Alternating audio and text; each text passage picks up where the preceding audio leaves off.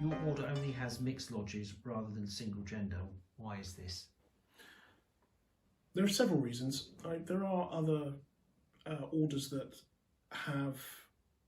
offer the possibility of having male only lodges, female only lodges, or mixed lodges.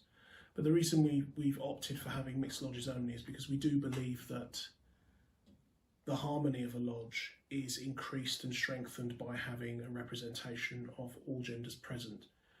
It fosters community, it fosters harmony, and it fosters communication. I think it's very, very important that we don't try to perpetuate the old cisgendered battle of the sexes, which, you know, we're all getting a bit tired of. I know that it keeps trying to sort of come back like a bad meal repeating, but people are more complicated than that. We can't make everything about being binary.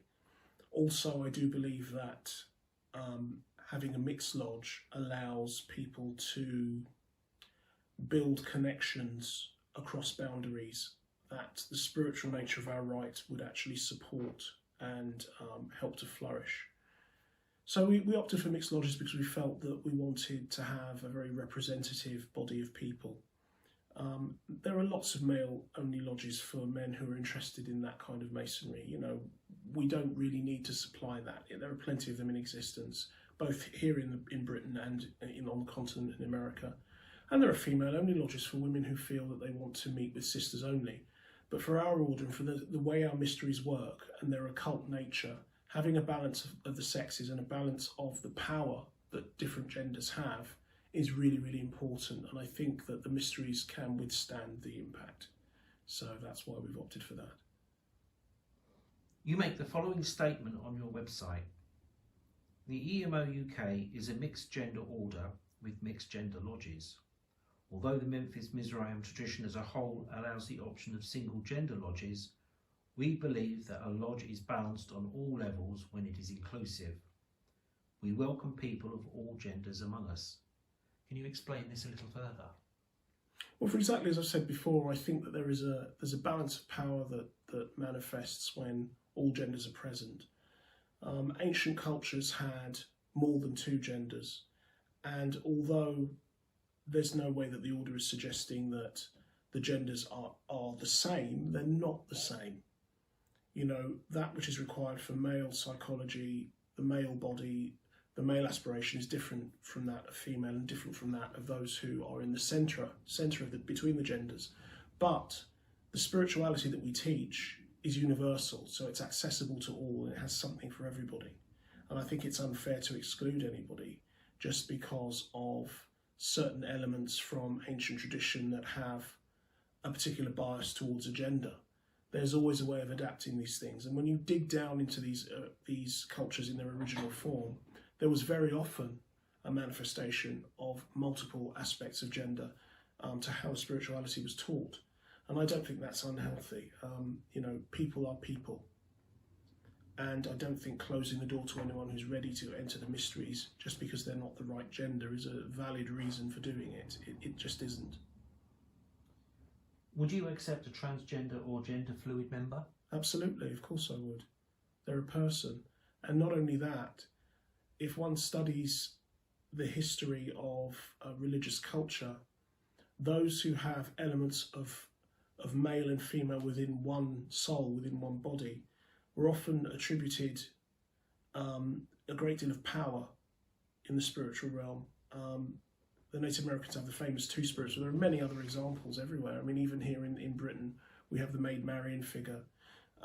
There is a story of Odin actually changing his appearance of gender to create some kind of magical spell, because in doing that, he gained the powers of the female seers. There are lots of instances where the holy powers manifest themselves in an androgynous or gender fluid way. In the classical world, we have Hermaphroditos, who was considered to be a deity and who had aspects of both male and female parts. So this is something that we've always recognised in our spirituality as being a part of the mysteries. And I don't think that it's as incompatible with those mysteries as some aspects of modern society would like to think.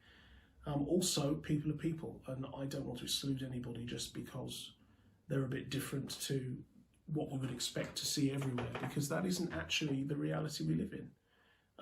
People are on a spectrum. They're on a spectrum psychologically, they're on a spectrum emotionally. You know, we are not just one thing or another, and that binarism, I think, has caused a lot of harm, and I think our order doesn't want to perpetuate it. How do you deal with the issue of pronouns? Easily, it's simply a word. I don't quibble over using, as I said before, the title of doctor or nurse or sir for somebody who has an aristocratic background. It makes no difference. I think if that's what's expected, because that's what makes the person feel comfortable, I would use the name they chose. I wouldn't call somebody who was named Fred Burt. I wouldn't call someone who was named Susan Geraldine, because they'd get upset and they would feel that they were being personally offended. Why would that be any different for someone who isn't a Mrs. And is being called Mrs. or is a Mr. and is being called Ms? I mean, come on, don't be silly. You make the following statement on your website, and I quote, "The language of Masonry is old, and many of the rituals are slanted towards the male gender due to grammatical as well as historical conditions of the past. As an order of mixed lodges, we aim to correct this gender bias where we can. We never perpetuate outmoded racial, social, religious, ethnic, or gender views, and will never permit these to enter our rite at any level. It's a fact that the majority of people interested in Masonry have been from this very particular demographic. How do you feel your order serves to change or influence this?" It's interesting. Yes, we absolutely do try to make our rituals gender neutral. I think the important thing to understand with the English language is that the original term man was a term for the human being. It didn't have a gender specific term. The gender specific term for man was where. So this is something that English has inherited in terms of how it assigns gender. That's often the case with Indo-European languages which have two genders, male and female. There was a neuter gender, but it started to become eroded as people gave either male or female attributes to nouns. I think when this is politicised, or when it's given a great deal of religious import beyond what nature shows us, it starts to become very divisive, or actually divisive. So one of the things that we want to do with our rituals, without undermining their inherent beauty and structure, is to make sure that we use, for instance, the term brother, sister and fellow so that everybody can be represented. That's a really simple thing to correct. Nobody's going to, expect the stories of Moses and of Osiris to be different. But, we don't just have Moses. We have Esther. We have Miriam. We don't just have Osiris, we have Isis. We have Nephthys. We have multiple images of divine import, spiritual meaning that people can draw from to understand the mysteries, and it doesn't take a great deal of effort to make sure that that's accessible. So one of the things that we do feel is important is that our members understand that we are not biased towards one particular gender. And although I know that Masonry, even currently, is mostly of interest to men, men seem to have more of an interest in fraternalism as a practice for many, many psychological reasons. Women, I think now, in this era, will gain a great deal of benefit from joining as well. And one of the things about having a mixed order is that there's no real focus on one particular gender's view of how fraternalism should work. And that allows for other perspectives. And from my experience in the lodge, that's actually been of benefit.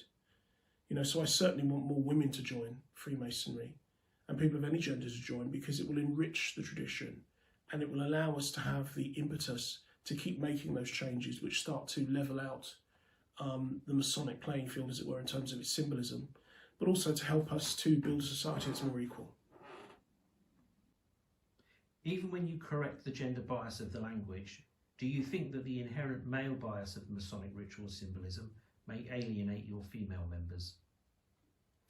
I think if we were in classical Masonry, where the stories are mainly biblical and where there's a very particular focus on the story of Solomon, etc., then yes, there would be a difficulty, I think, in a complete kind of adaptation. But as an Egyptian rite, we also include symbolism from Egypt.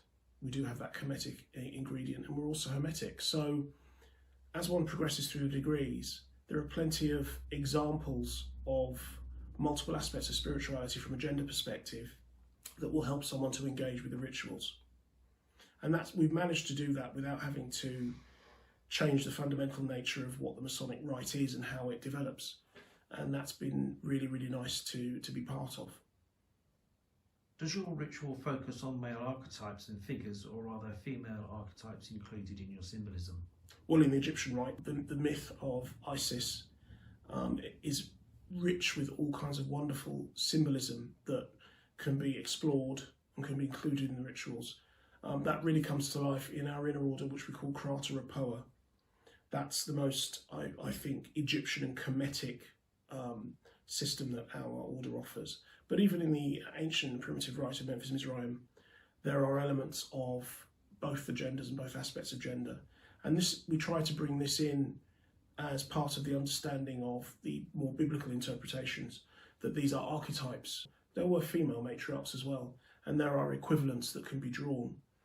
And that's something that's important to explore. And of course, the more female members we have, the easier and more delightful that becomes, because it means that we can start to investigate those things and bring them into the mysteries in more prominence. What would you say to any woman who might be interested in joining the EMO UK? I would say if you have the same interests that we expect of all of our members, don't hesitate. You know, you'll have a warm welcome here. The focus is on the mysteries and on self-development, and anyone who's interested in that, I think, will enjoy being among us in our company. And I certainly, you know, in my lodge, I won't tolerate any nonsense. So, you know, I won't be putting up with any sexist jokes or any kind of racist jokes or anything like that. Because, you know, sometimes when men get together, the boundaries can drop a little and what have you. And that's something that I don't want in my order. I don't want that lack of sensitivity.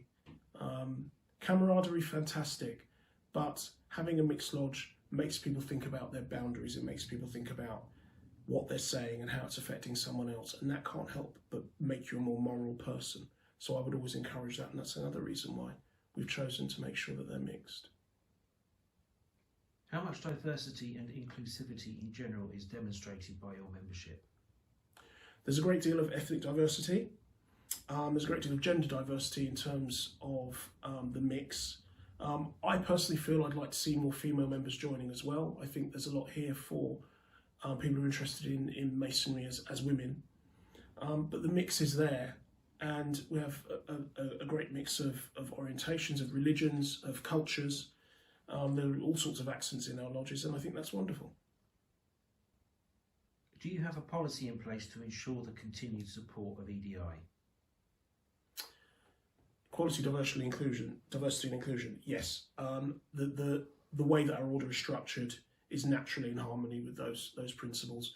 I don't want to make anyone feel alienated because of who they are or how they grew up. Absolutely not. You know, we love our brothers, we love our fathers, grandfathers, sons, uncles. We love them. But I think when the focus is excessively on one part of society to the detriment of others, that can't be sustainable, it can't work. And we're all frankly fed up of that kind of thing.